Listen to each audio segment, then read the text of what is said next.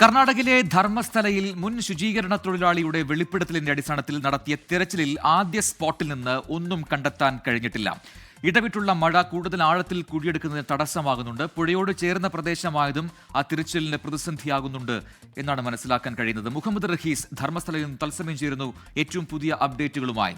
റഹീസ്, ശുചീകരണ തൊഴിലാളിയുടെ മൊഴിയിൽ വെളിപ്പെടുത്തലിൽ കഴമ്പുണ്ട് എന്ന് കണ്ടെത്തിയത് കൊണ്ടാണ് ഈ സ്പോട്ട് മാർക്കിംഗ് ഒക്കെ കഴിഞ്ഞ ദിവസം വളരെ വേഗത്തിൽ നടത്തിയത്. പക്ഷേ ഇന്നിപ്പോൾ അവിടെ ഈ മണ്ണ് കുഴിച്ചുള്ള പരിശോധനയിൽ ഒന്നും കണ്ടെത്താൻ കഴിഞ്ഞിട്ടില്ല എന്ന ആദ്യ വിവരങ്ങൾ പുറത്തു വരുന്നു. ഇപ്പോഴത്തെ സാഹചര്യം അവിടെ എന്താണ്? വർഷങ്ങൾക്ക് മുമ്പ്, 15 വർഷങ്ങൾക്ക് മുമ്പ് അല്ലെങ്കിൽ 20 വർഷങ്ങൾക്ക് മുമ്പ് നടന്ന സംഭവങ്ങളാണ്. അതുകൊണ്ട് തന്നെ അതിന്റെ തെളിവ് കണ്ടെത്തുക അത് എത്രമാത്രം പ്രയാസമാണ് ഈ ഘട്ടത്തിൽ? റഹീസ്,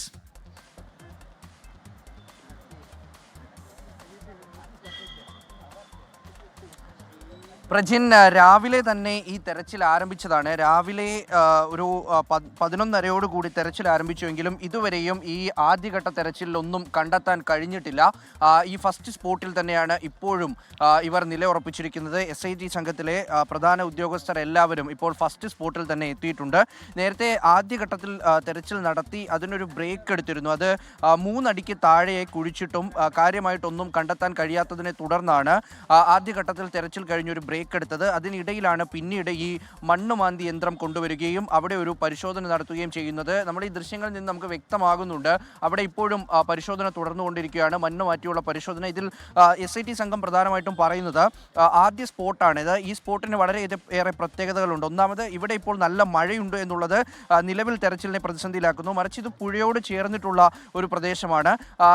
സ്വാഭാവികമായിട്ടും വർഷങ്ങൾക്ക് മുൻപാണ് ഇദ്ദേഹം ഇവിടെ ഈ മൃതദേഹം കുഴിച്ചിട്ടതായി പറയുന്നത്. അപ്പോൾ അവിടെ ഒരുപാട് മണ്ണ് വന്ന് അടിഞ്ഞിട്ടുണ്ട്. മാത്രമല്ല പുഴയിലേക്ക് ഒരുപാട് മണ്ണൊഴുകി പോയിട്ടുമുണ്ട്. 2018 ഇവിടെ വലിയൊരു വെള്ളപ്പൊക്കം ഉണ്ടാവുകയും ചെയ്തിരുന്നു. അപ്പോൾ ഒരുപക്ഷെ ഇവിടെ നിന്നൊന്നും കണ്ടെത്താൻ സാധിക്കില്ല എന്നുള്ളൊരു നിഗമനം ഇപ്പോഴുണ്ട്. പക്ഷേ എന്നാലും ഈ ശുചീകരണ തൊഴിലാളിയെ മാക്സിമം കൺവിൻസ് ചെയ്യുക. അദ്ദേഹത്തിനോട് ആവർത്തിച്ച് ചോദിക്കുമ്പോഴും അദ്ദേഹം പറയുന്നത് ഇവിടെ തന്നെയാണ് താൻ മൃതദേഹം കുഴിച്ചിട്ടത് എന്നാണ്. അപ്പോൾ അതിന്റെ